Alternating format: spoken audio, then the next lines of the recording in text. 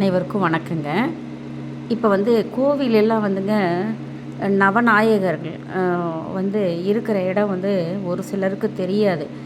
அந்த 9 நவகிரகங்கள சுற்றி வருவாங்களே ஒழிய, மெயினாக சனி பகவானை தெரிஞ்சு வச்சுருப்பாங்க, ராகு கேது தெரிஞ்சு வச்சுருப்பாங்க.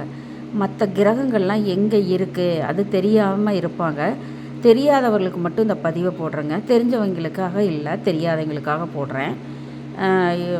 பாருங்கள், கிழக்கு பக்கம் இந்த சென்டரில் சுக்கிரன் இருக்கிறாரு. கிழக்கு முகமாக பாருங்கள், சந்திரன் இருக்கிறாரு, புதன் இருக்கிறாரு, குரு இருக்கிறாரு, சூரியன் நடுவில் இருக்கார். தெற்கு முகமாக செவ்வாய் இருக்கிறாரு, குரு வடக்கு நோக்கி இருக்கிறாருங்க. எல்லோரும் தட்சிணாமூர்த்தி தான் குருன்னு வணங்குறாங்க. மேற்கு பக்கமாக சனி இருக்கிறாருங்க. பக்கத்தில் கேது ராகு இருக்கிறாங்க. இப்படி தான் நவகிரக கோள்கள் அமைந்திருக்குங்க. நன்றி, வணக்கங்க.